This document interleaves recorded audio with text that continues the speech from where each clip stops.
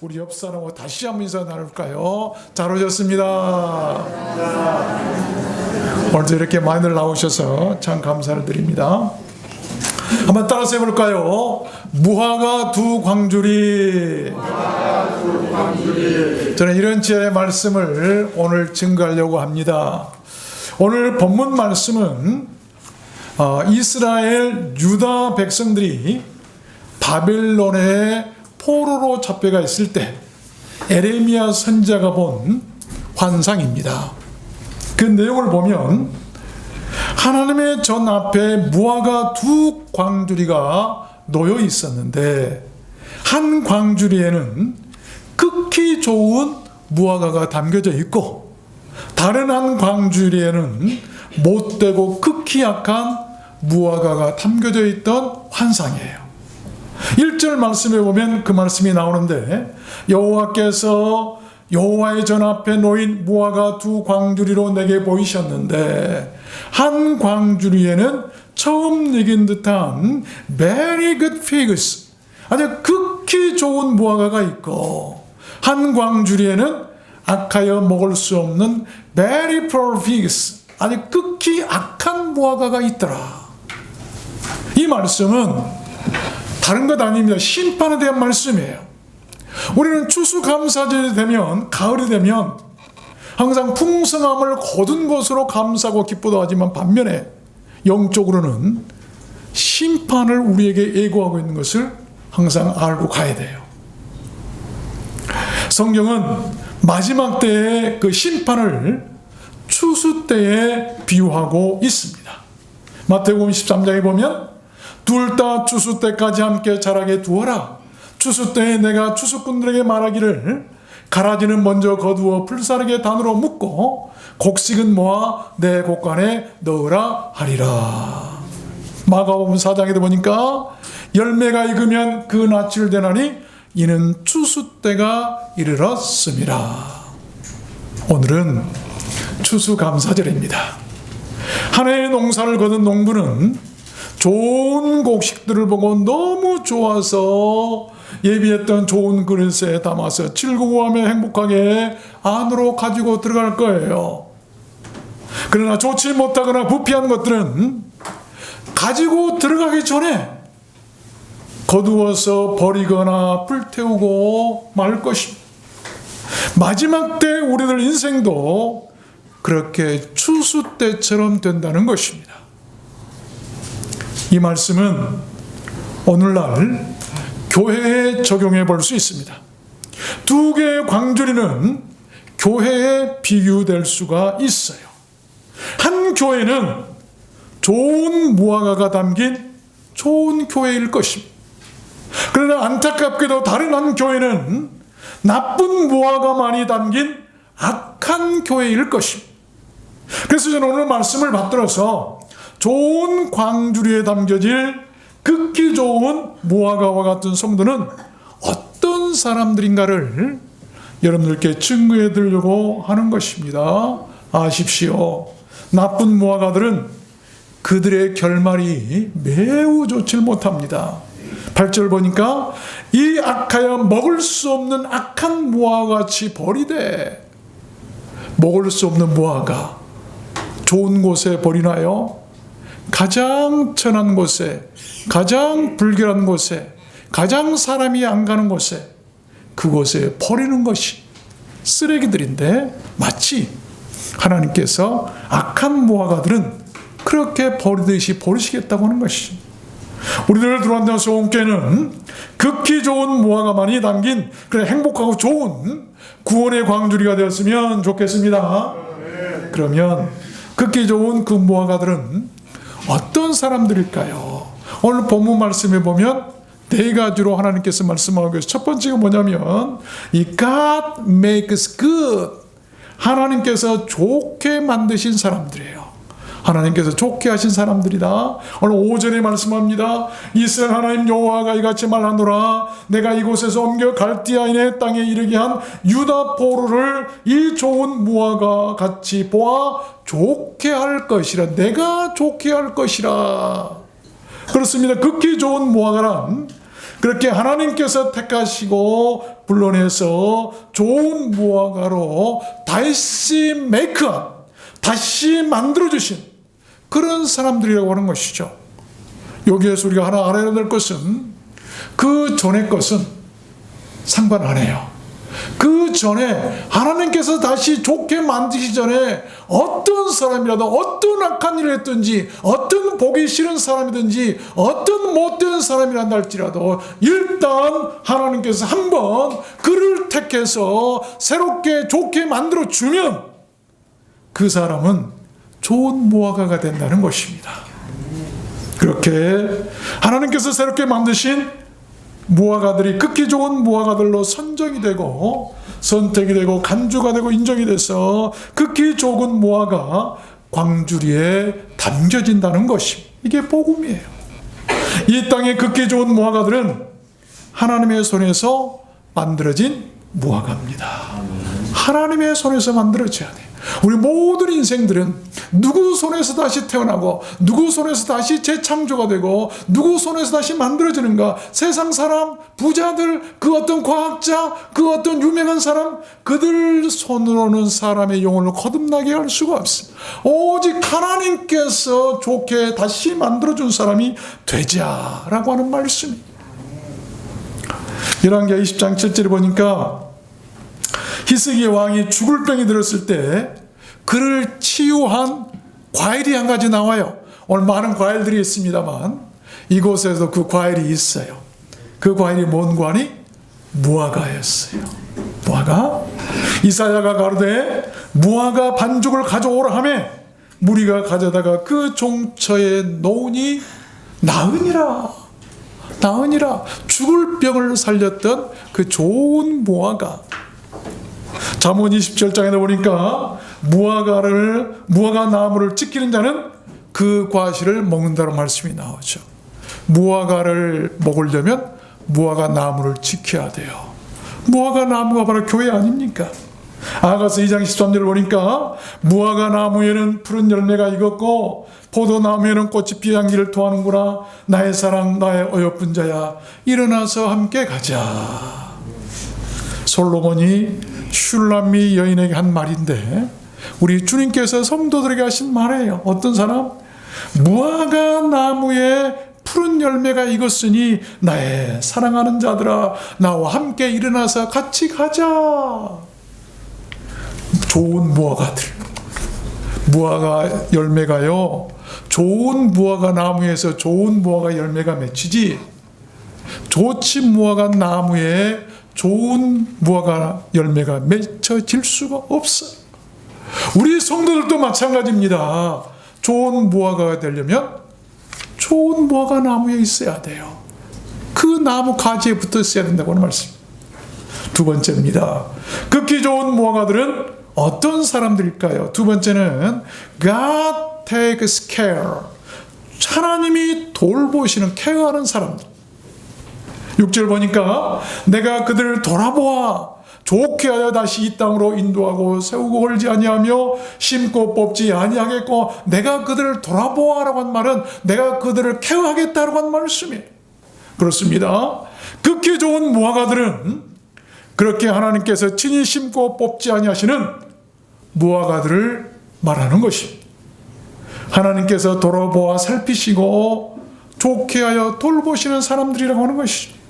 우리 인생들은 약해요. 병도 들고 마음도 상하고 어려움을 당하는데 그래서 누군가가 케어해 줘야 돼. 환자를 돌보듯이. 그런데 누가 우리를 돌보시는가? 우리는 누구의 돌보심을 받아야 되는가? 하나님이 친히 케어해 주시는 사람, 하나님의 돌보심을 받는 사람, 그런 사람들이 좋은 무화과가 될 수 있다는 것입니다. 여러분이나 여러분 자녀들은 누가 돌보고 누가 케어해 줍니까? 영혼까지 어루만지며 치유하고 케어해 줄 사람이 있으십니까? 요한복음 15장에서 주님 말씀하셨어요. 내가 참 포도나무요 내 아버지는 농부라 무릇 내게 있어 과실을 맺지 아니하는 가지는 아버지께서 이를 지하여 버리시고 무릇 과실을 맺는 가지는 더 과실을 맺게 하려 하여 이를 깨끗게 하시느니라. 여기 깨끗게 한다, 과실မဲ့대로 깨끗게 한다는 말을 케어한다고 하는 말이에요. 주님께서 우리를 깨끗하게 해주신다라고 하는 말을, 다시 말하면 주님께 케어를 받는 사람들은 좋은 무화과 나무를 또한 통해서 열매를 맺듯이 좋은 열매를 맺을 수 있는 사람들이 된다는 것이, 하나님은 오직 이 땅에 있는 그의 성도들을 돌아보아 좋게 하시고 깨끗게 하시고 인도하시고 세우시고 홀지 않으시고 심고 뽑지 아니하시는 하나님이시라는 것을 여러분 믿으시길 바랍니다. 우리는 어떤 무화과인가? 그런 하나님의 사랑을 받을 만한 좋은 광주리에 담긴 극히 좋은 무화과인가? 아니면 돼지들의 먹이로나 줄 수밖에 없는 못된 광주리에 담긴 버릴 수밖에 없는 무화과들인가? 세상에서 가장 긴 행복 탐구서라고 하는 책이 있어요. 이 책은 미국 하버드 대학에서 85년 동안이나 연구해서 펴낸 책이라고 그래요. 그 책의 결론이 뭔가 하면, 사람은 혼자 사는 것보다 가족이나 친구, 공동체에 연결될수록 더 행복하고 신체적으로도 더 건강하다. 그 비결은 개인의 목적이나 목표를 이룬 성공과 같은 성취가 아니라 비록 가난하여도 서로 사랑하는 관계 중심으로서의 전환이다. 무엇을 잘해서 돈을 많이 벌어서 성공한 것이 행복이 아니고 비록 가난해도 서로 사랑하며 사는 관계 중심의 형성이다. 관계성을 얘기하고 있습니다. 그렇습니다. 극히 좋은 무화과들은 서로 좋은 관계 속에서 사랑하며 사는 사람들이에요. 그 관계는 하나님과의 관계, 또 가족들과의 관계, 친구들과의 관계, 성도들과의 관계 속에서 서로에게 행복을 주는 사람들이 극히 좋은 행복한 무화과들이 될 수 있다는 것입니다. 나는 교회 공동체 안에서 무슨 무화과일까? 오늘 추수감사절에 한번 생각해 봤으면 좋겠어요. 하나님께서 나를 어떤 무화과로 보시고 어떤 광주리에 담아주실까? 한번 우리가 생각해 봤으면 좋겠어요. 나는 어떤 무화과일까? 하나님께서 너는 못됐으니까 악한 광주리에 들어가! 버릴 사람인가? 아니면 그래, 나는 좋은 무화과다. 그래, 좋은 광주리에 담아서 내가 행복하게 너를 안고 내 집으로 천국으로 들어가겠다. 우리는 어떤 무화과가 되어야 될까요? 사사기서에 보면 나무들이 자기 왕을 삼는 그런 비유가 나와요. 참 재밌는 비유인데, 나무들이 와가지고 먼저 누구한테 왔냐면 여러 나무들 가운데 감람나무도 있고 포도나무도 있어요. 그런데 그 중에 나무들이 무화과 나무한테 와가지고 이렇게 얘기합니다. 무화과 나무여, 당신이 우리의 왕이 되어 주십시오. 그러니까 무화과 나무가 한 대답이 있어요. 포도나무나 감람나무나 똑같이 하는 대답이에요. 무화과 나무가 얘기하기를, 나의 이 단맛을 내가 사랑하는 사람, 주의 백성들에게 나눠줘야 될 텐데 내가 이 일을 그만두고 어찌하여 사람들 앞에 가서 내가 요동하겠는가, 흔들거리고 이렇게 소란스럽게 하고 그런 왕이 되어서 그런 것을 내가 하겠는가? 나는 가지 않겠다. 나는 내 무화과 이 열매로 탄맛을 내서 사람들에게 행복하게 해주겠다라고 거절해요. 그런데 다 거절하니까 나중에 가시나무한테 갑니다.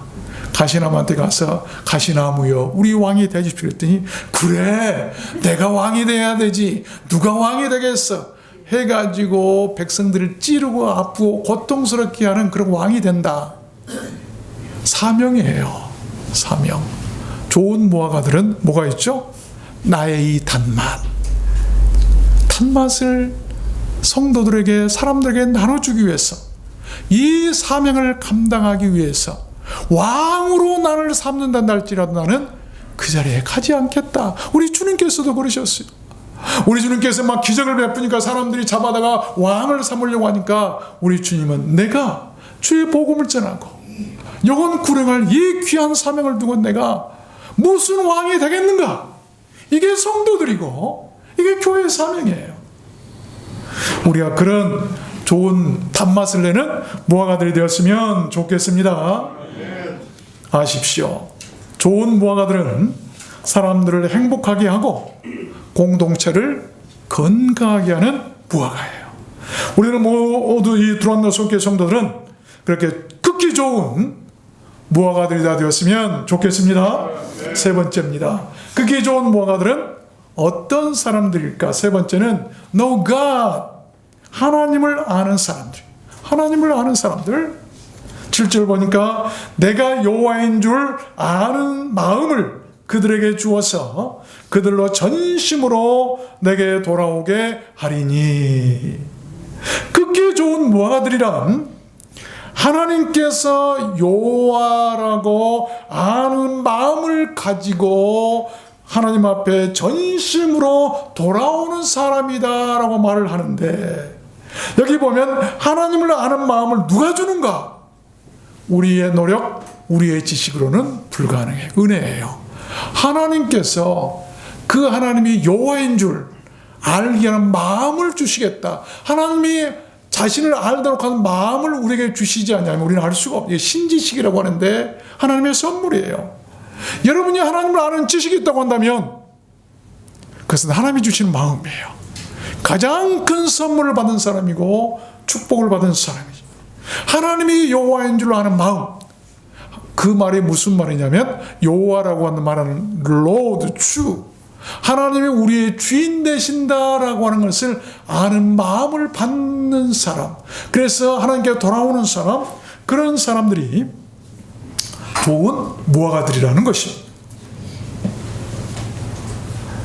리더스 다이제스트가 20세기 최고의 수필로 꼽은 수필이 있는데, 헬런 켈러 여사가 쓴 Three Days to See, 사흘만 볼 수 있다면 이라고 하는 그런 수필이지요. 헬런 켈러는 앞을 보지도 못한 시각장애이다, 듣지도 못한 청각장애. 그가 사흘만 볼 수 있다면 이라고 하는 수필을 썼는데 그 내용을 한번 읽어보면 참 감동적이에요. 첫날은 나를 가르쳐준 설리반 선생님을 찾아가 그분의 얼굴을 보겠습니다. 그리고 아름다운 것들과 풀과 빛나는 저녁 노을을 보고 싶습니다. 둘째 날에는 새벽에 먼동이 터오는 모습을 보고 저녁에는 영롱하게 빛나는 별을 보겠습니다. 셋째 날에는 아침 일찍 부지런히 출근하는 사람들의 활기찬 표정을 보고 점심때는 아름다운 영화를 보고 저녁에는 집에 돌아와 사흘간 눈을 뜨게 해주신 하나님께 감사의 기도를 드리고 싶습니다. 여러분, 이 사람이 비교해 본다면 우리는 얼마나 행복한 사람입니까? 영화 보고 싶으면 영화 볼 수 있잖아요. 아침에 해가 떠오르는 거 보고 싶으면 날마다 볼 수 있잖아요. 별이 보고 싶으면 밤마다 나가면 언제든지 볼 수 있어요. 그런데 어려서부터 눈이 멀게 된 헬런 켈러는, 듣지도 못한 그 여사는, 그 사람은 사흘만이라도 내가 눈을 뜰 수 있다면, 내 귀로 소리를 들을 수 있다면 얼마나 좋을까. 우리가 행복해요? 안 행복해요? 행복하십니까? 하나님께 감사하시길 바랍니다. 여러분, 유럽을 제비한 황제 나폴레옹은 죽을 때 이런 말을 하고 죽었죠. 내 생애에 행복한 날은 단 6일밖에 없었다. 그러나 아무것도 볼 수 없고 들을 수도 없었던 헬런 켈러는 내 생애에 행복하지 않는 날은 단 하루도 없었다라고 생을 마감했다고 그래요. 보통 사람의 상식으로는 나폴레옹이 더 행복했을 것으로 생각되지만 행복의 척도는 생각하고 느끼는 관점에 따라 달라지는 것입니다. 여러분의 감사나 행복의 척도는 무엇입니까? 90년대 유명했던 이동우라고 하는 개그맨이 있었어요.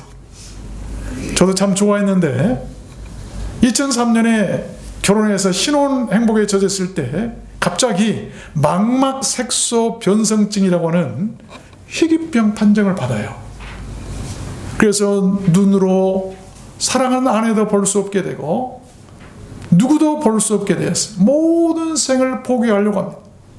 그런데 어느 날 그 사연을 들은 어느 40대 남성이 자기의 눈을 기증해야겠다고 나서선 것을 알고 기쁜 마음으로 그 남성이 사는 천안으로 달려갔어요. 그런데 그곳에 갔다가 이동우는 눈을 기증받지 않고 그냥 돌아옵니다. 주변 사람들이 의아해서 왜 그러냐고 그랬더니 그가 이런 말을 해요. 저는 이미 눈을 기증받은 것이나 마찬가지입니다. 그분은 저에게 지금껏 내가 보아왔던 이 세상보다 더 좋은 세상을 보는 눈을 내게 주셨기 때문입니다.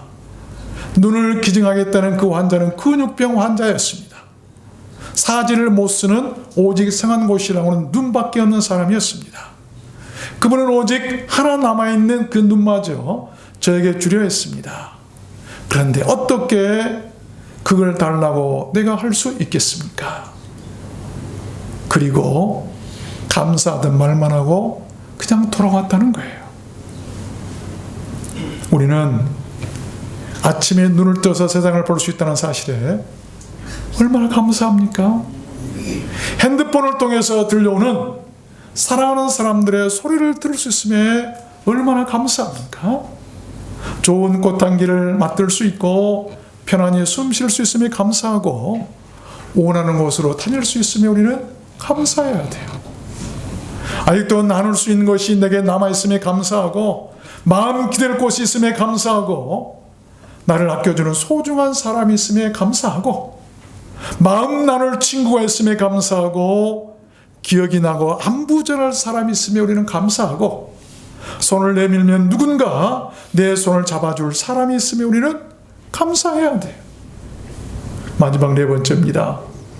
극히 좋은 무화과들은 어떤 사람일까요? 마지막 네 번째는 God's people, 하나님의 백성들이죠. 오늘 7절 보니까 그들은 내 백성이 되겠고 나는 그들의 하나님이 되리라.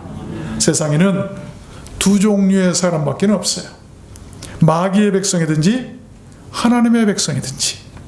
여러분은 누구의 백성이십니까? 하나님은 자기 백성에게 힘을 주시고 자기 백성에게 복을 주시고 자기 백성을 사랑하시고 자기 백성을 인도하시고 자기 백성을 구원하시는 거예요. 왜? 그들이 좋은 무화과들이기 때문에. 시편 29편에 보니까 여호와께서 자기 백성에 힘을 주시며 여호와께서 자기 백성에게 평강의 복을 주시리로다. 시편 78편에도 보면 자기 백성을 인도해 내시고 광야에서 양떼같이 지도하시는도다. 여호와께서 자기 백성을 기뻐하시며 구원으로 아름답게 하심이로다. 사도행전 27장에 보면 바울 사도가 로마로 이송하던 중에 유라굴로 광풍을 만나서 다 죽게 되죠. 그때 그가 하는 고백이 나옵니다. 나의 속한 바 곧 나의 섬기는 하나님의 사자가 어젯밤 내 곁에 서서 말하되 바울아 두려워 말라. 나의 속한 바 나는 하나님께 속한 하나님의 백성이다. 그러니 나의 속한 바 하나님께서 지난밤에 천사를 보내셔서 다 죽어가려고 할 때에 그 풍랑 속에서 두려워 말하라. 내가 너를 살릴 것이고 너와 함께한 모든 사람도 다 살려줄 것이라고 말했던 것은 그가 누구에게 속했기 때문에 하나님의 백성, 하나님께 속한 하나님의 백성이었기 때문이에요. 여러분, 왜 우리가 오늘도 나와서 신앙생활하고 하나님께 예비하고 이렇게 나와서 믿음생활 합니까? 다른 거 아니에요. 하나님의 백성으로 살기 위해서. 왜? 하나님은 그들을 구원하시기 때문이에요. 이것 아니면 오늘 놀러 가고 재밌는 데 가서 맛있는 거 먹고 그냥 쉬는 게 낫지. 왜 이곳에 나옵니까? 우리는 분명히 알아야 돼요. 왜 우리가 신앙생활을 해야 되는가? 그렇지 않습니까? 지금은 몰라요. 아이고 저 어리석은 사람들 하나님 어디 있어? 아이고 하면서 손가락질하고 조롱하고 웃을지 모르겠지만 아니에요. 곧 우리 인생 마지막 종말을 당합니다. 그때 드러나는 거예요. 우리가 이 세상을 떠나 하나님 앞에 갈 때 그때 딱 드러나는 거예요. 좋은 무화과와 악한 무화과가 각각 가는 길이 다를 것입니다. 말씀을 맺겠습니다. 이런 말이 있습니다. 당신에게 많은 세금이 부과된다면 감사하십시오. 당신에게 안정된 직장과 사업장이 있다는 말입니다. 당신의 집을 수리하고 고치는데 돈이 많이 들어간다면 감사하십시오. 당신의 몸을 의탁할 집이 있다는 것입니다. 멀리라도 주차할 공간을 찾았다면 감사하십시오. 당신에게 잠시라도 운동할 기회가 주어졌기 때문입니다. 당신에게 불평할 대통령이 있다면 감사하십시오. 당신은 언론의 자유가 있는 나라에서 살고 있기 때문입니다. 교회의 뒷자리에 앉은 교우의 찬송 음정이 엉망으로 들려온다 할지라도 감사하십시오. 당신의 청각은 지금 정상이기 때문입니다. 감사할 조건이죠. 오늘은 추수감사절입니다. 우리는 모든 성도들은 마치 무화과 나무와 같습니다. 내 무화과에는 어떤 열매가 열렸습니까? 오늘 좋은 것들을 주 앞에 가지고 나온 것처럼 우리가 이런 과일들인가?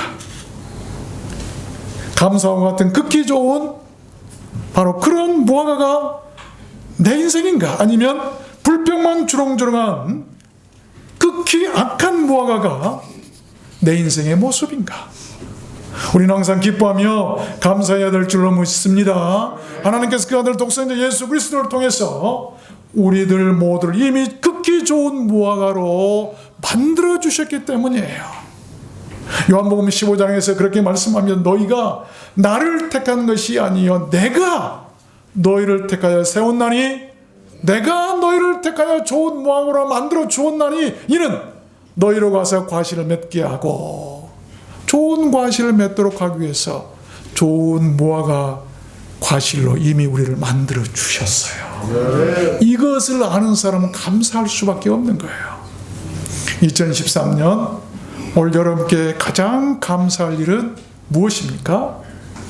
올해의 추수감사절은 하나님께서 우리들 모두를 극히 좋은 무화과들로 고르시고 택해 주심에 감사는 추수감사절 되었으면 좋겠습니다. 하나님이 기뻐하실 것입니다. 우리 한번 두 손을 들고 따라서 해볼까요? 두 손을 번쩍 드십시오. 하나님, 나를 극히 좋은 무화과로 골라주심을 감사합니다. 나를 극히 좋은 무화과처럼 단맛을 내며 행복한 무화과로 살게 해주세요.